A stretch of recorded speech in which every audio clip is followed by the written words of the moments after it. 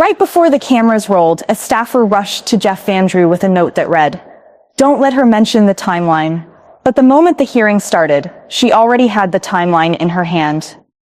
What happened next wasn't supposed to leak. Stay connected till the end to know what actually happened. Before we dive into how Jasmine Crockett cornered a congressman using his own signature against him, make sure you hit that subscribe button because this story involves sealed documents, contractor corruption, and a moment so tense that the committee chairman had no choice but to call an emergency recess. The House Judiciary Committee chamber has seen its share of political theater over the years: impeachment hearings, Supreme Court confirmation battles, constitutional showdowns that become part of the historical record. But most oversight hearings are decidedly less dramatic. They're technical, procedural, the kind of governmental process that matters enormously for accountability, but rarely makes headlines. Today's session was supposed to be one of those, a routine review of ICE enforcement practices and federal detention facility oversight. The witness list included mid-level agency officials, some policy experts, and a few advocacy organization representatives. Nothing that would typically draw more than a handful of reporters or generate any viral moments. Jasmine Crockett had other plans. She'd spent the previous week doing something that most members of Congress don't bother with for routine oversight hearings: actual investigation. Her legal background had taught her that the most important information is often buried in the documents nobody expects you to read. The appendices, the footnotes, the administrative records that get filed because they're required but rarely reviewed. And in this case, she'd found something extraordinary. Evidence that a comprehensive ICE abuse report, one that was supposed to have been submitted to Congress 6 months earlier, had been completed, signed off on by multiple officials, and then quietly sealed in a restricted archive where congressional oversight committees couldn't access it without specific authorization. The report detailed systematic problems at detention facilities across 3 states: inadequate medical care, questionable use of solitary confinement, financial irregularities in contractor payments, and what investigators had termed credible allegations of abuse by personnel at multiple sites. It was exactly the kind of document that federal law required be shared with congressional oversight committees. And it had been deliberately hidden. What made this even more interesting was the signature page. Among the officials who'd signed off on the report's findings, indicating they'd reviewed it and verified its accuracy, was someone who now sat on the House Judiciary Committee. Jeff Van Drew, the New Jersey congressman who'd famously switched from Democrat to Republican and had built his new partisan identity largely on hardline immigration positions and unwavering support for ICE enforcement. Van Drew had reviewed this report during his brief stint on an administrative oversight board before coming to Congress, and his signature appeared right there on page 17, next to a certification that he'd reviewed the findings and recommended appropriate remedial action. Now, 18 months later, Van Drew was one of the loudest voices claiming that concerns about ICE detention conditions were overblown Democratic talking points, that facilities were well-run and properly monitored, and that anyone raising abuse allegations was simply trying to undermine immigration enforcement for political purposes. He'd made these arguments in committee hearings, on cable news, and in press releases. And apparently he was hoping nobody would remember or discover that he'd once signed a document saying the exact opposite. Crockett had discovered it, and she'd come to this hearing prepared to make Van Drew explain how his signature ended up on a report he now claimed didn't exist. The hearing opened normally enough. Chairman Jim Jordan gave brief opening remarks about the importance of proper oversight, while also supporting law enforcement. Ranking Member Jerry Nadler responded with comments about balancing security with human rights. Various members asked preliminary questions of the first witness, an ICE official who gave careful, non-committal answers to everything. It was all very procedural, very forgettable, exactly what everyone expected. Then Crockett got her 5 minutes. She started with a question that seemed innocuous. "Mr. Chairman, I'd like to ask our ICE representative about the status of the comprehensive facility review that was completed in March of last year. Can you tell us whether that review identified any systemic issues that required congressional attention?" The ICE official looked confused. "I'm not sure which specific review you're referring to, Congresswoman. We conduct multiple facility assessments. I'm referring to the March 24th review conducted by the Joint Agency Task Force."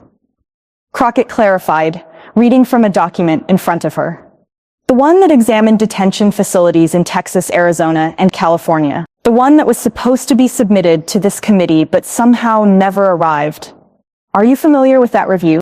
The official shifted uncomfortably. I have to check our records to determine. Let me help you out, Crockett interrupted smoothly. Because I have a copy of the executive summary right here, and it makes for pretty disturbing reading.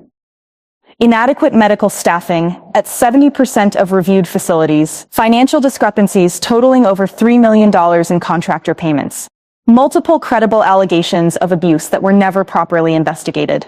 This review found all of that. So my question is, why wasn't this submitted to Congress as federal law requires? The room's energy had changed completely. Other committee members were now paying attention.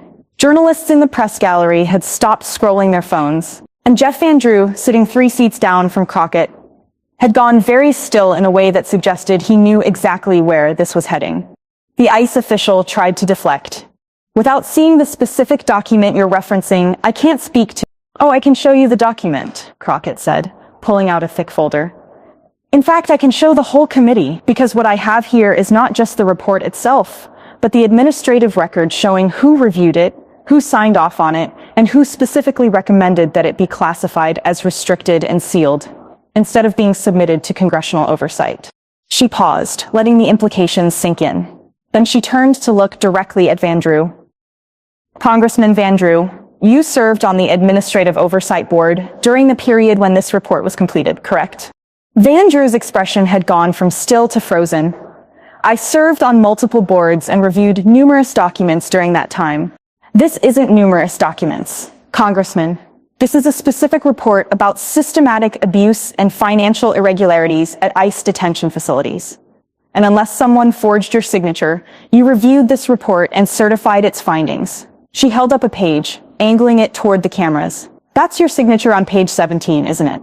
The room erupted in murmurs. Van Drew was visibly flustered, his face reddening. I would need to see the context. The context is right here, Crockett said, her voice sharp now. The context is that you signed a document acknowledging serious problems at detention facilities, problems that included credible abuse allegations and millions of dollars in financial discrepancies. And then, after you switched parties and joined this committee, you spent 18 months telling the American people that concerns about ICE detention conditions are Democratic propaganda. So which version is true, Congressman? The one where you certified that serious problems existed, or the one where you claim those problems are made up? Before Van Drew could respond, something unusual happened. A staffer, young, clearly nervous, hurried down the aisle and handed Van Drew a folded piece of paper. Van Drew opened it, read it quickly, and his expression somehow got even more uncomfortable. Several other committee members noticed the exchange, and the murmuring in the room grew louder. Crockett noticed too, and she smiled slightly. Congressman, did your staff just give you advice on how to answer my question? Because I'm genuinely curious what explanation could possibly make sense here. You signed off on a report documenting serious problems.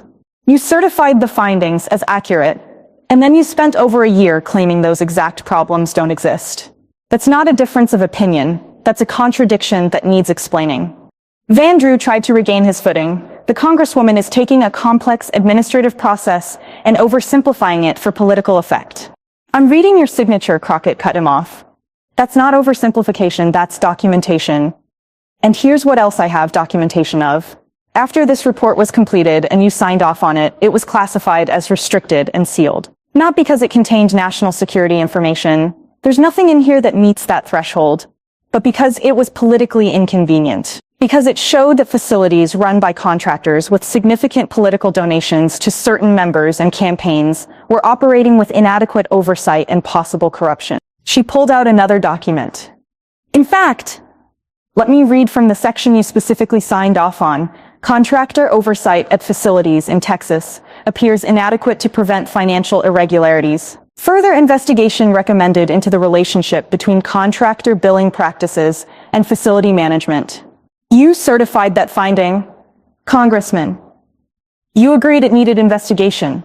So why, when you came to Congress, did you never mention it? Why did you never push for that investigation? Why did you instead become one of the loudest defenders of these exact contractors? The question hung in the air like an accusation, which is exactly what it was. Vandrew looked like he was trying to formulate a response that wouldn't make things worse, but Crockett wasn't done. Let me tell you what I think happened, she continued, her tone shifting from prosecutorial to explanatory, like a lawyer laying out a case for a jury. I think you reviewed this report. You saw that it documented serious problems, and you did what you were supposed to do. You signed off on it and recommended action. But then something changed. Maybe you decided you wanted to switch parties and needed to establish conservative credentials. Maybe you realized that being tough on immigration was going to be your ticket to staying in office after you switched. Or maybe, and this is what really concerns me, you were approached by people with financial interests in these detention facilities and convinced that this report needed to disappear. Vandrew tried to interrupt. That's a serious allegation without any... It's a question, not an allegation, Crockett corrected. But since you bring it up, let's talk about your campaign contributions. Since you switched parties and took this hardline pro-ICE position, you've received over $200,000 from executives and companies connected to private detention facility operations. That's not classified information. It's in your FEC filings. So here's my question. Did any of those donors ever discuss this report with you? Did anyone ever suggest that having it released to Congress would be bad for business? The room was completely silent now, except for the sound of reporters typing frantically. Vandrew's face had gone from red to pale. Chairman Jordan looked like he was trying to figure out whether to intervene or let this play out. And Crockett, sensing she had Vandrew completely cornered, pressed her advantage. Here's what really troubles me. Congressman, this report documented that detention facilities were spending $6 per day on food for detainees. $6. That's less than most school lunch programs. And the report found that some contractors were billing the government for $12 per day while actually spending $6, pocketing the difference. You signed off on findings that showed contractors were literally profiting by keeping detained immigrants on starvation-level food budgets. And now you're on this committee defending those same contractors and attacking anyone who raises concerns about conditions. How do you explain that? Vandrew finally found his voice, but it came out defensive and weak. The detention system is complex, and isolated issues don't mean... These weren't isolated issues, Crockett interrupted, holding up the thick report. This was a systematic review of dozens of facilities that found problems everywhere investigators looked. Medical neglect, financial fraud, abuse allegations, inadequate food, you name it. And it was all documented, certified, and then buried. And you were part of burying it. She pulled out one more document, and this one seemed to genuinely surprise Vandrew. This is an internal memo from April of last year, 1 month after you signed the report. It's from the Administrative Oversight Board to the Facility Review Team, and it specifically instructs them to restrict access to the March report pending further review of classification requirements. And guess who was one of 3 board members who voted for that restriction? You want to see the vote record, Congressman? Because I have it right here. Vandrew's microphone suddenly cut out. He'd started to respond, but no sound came through the speakers. For a moment there was confusion. Was it technical difficulties or something else? Vandrew tapped his microphone, looking increasingly flustered, while the committee's technical staff scrambled to fix it. The optics were terrible. It looked like he was being silenced, even though it was almost certainly just a technical glitch. Crockett used the moment perfectly. While we wait for the congressman's microphone to work, let me just note for the record that every document I've referenced today has been submitted to the committee as evidence. The report, the signature page, the vote record, all of it. This isn't speculation or partisan attack. This is documented fact. A comprehensive abuse report was completed, signed off on by multiple officials, including Congressman Vandrew, and then deliberately sealed so Congress couldn't see it. That's not proper oversight. That's a cover-up. Vandrew's microphone came back on, and he immediately jumped in, his voice tight, with barely controlled anger. The Congresswoman is engaging in character assassination based on selective reading of complex administrative. Congressman, this is literally your signature, Crockett said. And this time she actually laughed, not a mean laugh, but the kind of incredulous laugh that comes from watching someone deny something that's obviously true. I'm not selectively reading anything. You signed this document. You certified these findings. You voted to restrict congressional access to it. These are facts. And the reason you're so upset right now isn't because I'm being unfair. It's because I found the receipts. Behind Van Drew, several Republican members were shifting uncomfortably in their seats. Representative Tom McClintock was reading something on his phone with a concerned expression. Representative Kelly Armstrong was whispering to a staffer. Even Chairman Jordan looked troubled, clearly recognizing that this had gone beyond normal partisan back and forth into something more serious. Crockett wasn't finished. Let's talk about what this means for the people affected by this cover-up. We're talking about detention facilities where people, including families with children, were being held in conditions that your own signed report described as inadequate and potentially abusive. Where food budgets were so low that it amounted to nutritional neglect. Where medical care was so insufficient that detainees with serious health conditions weren't getting treatment. And when a federal review documented all of this, instead of bringing it to Congress so we could fix it, it got sealed and hidden. How many people suffered because this report never reached the people who could have done something about it? She looked directly at Van Drew. You want to talk about getting the bad guys out? You use that phrase all the time. We need to get the bad guys out. We need to secure the border. We need to be tough on illegal immigration. Fine, but what about the bad guys who run facilities that abuse detainees and defraud taxpayers? What about the bad guys who pocket money that's supposed to go toward feeding people? Why are you so passionate about catching people crossing the border illegally, but completely silent about contractors stealing from the government and mistreating people in custody? Van Drew tried to pivot to his standard talking points about border security, but Crockett cut him off immediately. We're not talking about border security. We're talking about your signature on a report you now claim doesn't exist. We're talking about your vote to hide that report from Congress. We're talking about your financial connections to the contractors that report criticized. Stay on topic, Congressman. Explain your signature. The tension in the room had reached a breaking point. Van Drew looked to Chairman Jordan, clearly hoping for some kind of intervention, some procedural ruling that would end this line of questioning. Jordan, recognizing that he had to do something, raised his gavel. The gentleman's time has expired. Mr. Chairman, I ask for an additional 2 minutes, Crockett said quickly, using a procedural option that the chair could grant at his discretion. Jordan hesitated. Denying the request would look like he was protecting Van Drew. Granting it would mean more of this devastating questioning. He made a calculation. The gentle lady is granted an additional 2 minutes. Crockett nodded her thanks and turned back to Van Drew. Congressman, let me ask you a direct yes or no question. Did you ever discuss this report or the decision to restrict congressional access to it with any executives or representatives from detention facility contractors?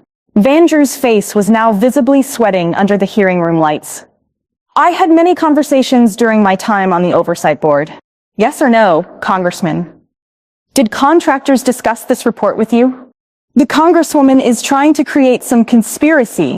Yes or no? Van Drew looked trapped. A yes would confirm that contractors had influenced the cover-up. A no would be easily disproven if Crockett had evidence of such conversations. And her confident questioning suggested she might. He chose a middle path that satisfied no one. I don't recall specific conversations about specific reports from over a year ago. Crockett smiled. You don't recall. That's convenient. But you also don't deny it. Let me help your memory. Do you recall meeting with representatives from CoreCivic, one of the largest detention facility contractors, on April 15th of last year? That's 2 weeks after you signed the report, and 1 week after you voted to restrict it. Do you recall that meeting? Van Drew looked genuinely shocked that she had this information. I meet with many constituents and stakeholders. CoreCivic isn't your constituent. Congressman, they're a Nashville-based corporation, but they did donate $50,000 to your campaign 3 weeks after that meeting. Does that help your memory? The murmuring behind Van Drew had grown loud enough that Jordan had to gavel for order. Several Republican members looked genuinely shocked, clearly not having known about this connection. Van Drew opened his mouth, closed it, and then made a decision that would become the story's defining moment. Mr. Chairman, I move for an emergency recess. The room exploded. An emergency recess is almost never called during member questioning. It's a dramatic step that suggests something has gone seriously wrong. Jordan looked stunned by the request. Crockett's expression was pure vindication. And Vandrew looked like he desperately wanted to be anywhere else. "Mr. Chairman, I object to the recess," Crockett said immediately. "The congressman called for transparency in immigration enforcement. I'm providing it. If he has explanations for these documents, now is the time to give them." Jordan was trapped. Granting the recess would look like a cover-up. Denying it would mean forcing Vandrew to continue answering questions he clearly couldn't answer without making things worse. After a long pause, he made his decision. The committee will take a 15-minute recess. As members stood and started filing out, Crockett remained seated, documents spread before her, looking directly at the cameras that were still recording. She didn't say anything. She didn't need to. The image of her sitting calmly while chaos erupted around her, while Vandrew rushed out of the room, while staffers scrambled and other members whispered urgently, said everything. During the recess, reporters mobbed Crockett in the hallway outside the committee room. She gave them the soundbite she'd been preparing.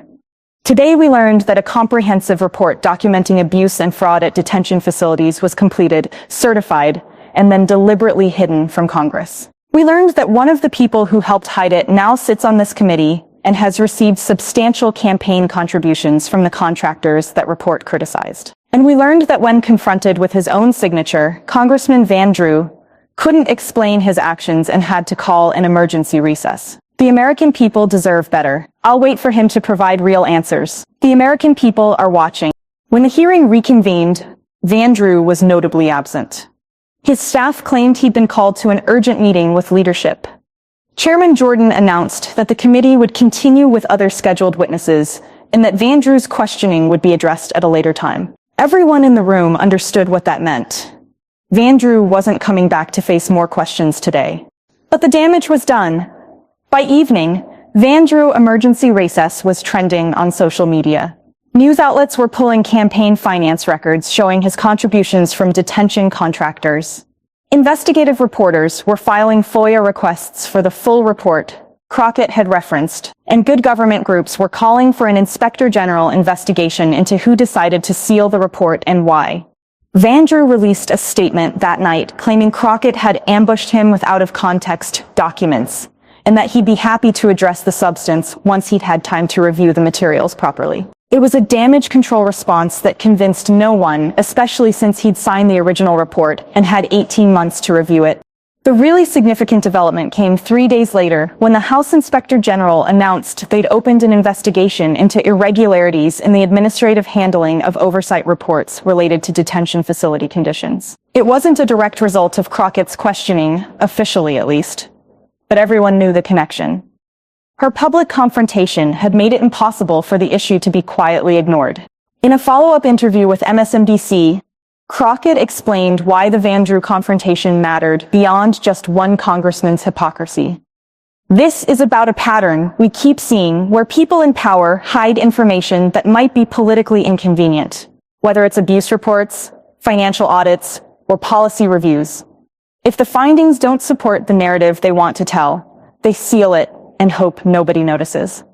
Well, I noticed, and I'm going to keep noticing, because oversight means actually looking at what's being hidden, not just what's being shown." A constituent back in her Dallas district, himself an immigrant who'd been detained for 3 months while his asylum case was processed, came to her next town hall specifically to thank her. "The conditions I experienced, inadequate food, no real medical care, guards who treated us like animals, I tried to tell people but nobody cared. Seeing you hold them accountable for hiding reports about exactly what I went through, that meant everything. Thank you for not letting them bury the truth." That moment, more than any of the viral clips or news coverage, reminded Crockett why the confrontation had been worth it. The documents and signatures and timeline mattered not because they embarrassed one congressman, but because they represented real harm to real people that powerful interests had tried to hide. If this deep dive into how Jasmine Crockett used a congressman's own signature to expose a detention abuse cover-up showed you how oversight is supposed to work, hit that like button and subscribe for more stories about the moments when accountability actually happens. Drop a comment telling us what sealed government reports you think need to be released. And share this with anyone who believes that transparency shouldn't depend on whether the findings are politically convenient. Your engagement helps us keep following these stories until the full truth comes out. Retry Claude can make mistakes. Please double-check responses.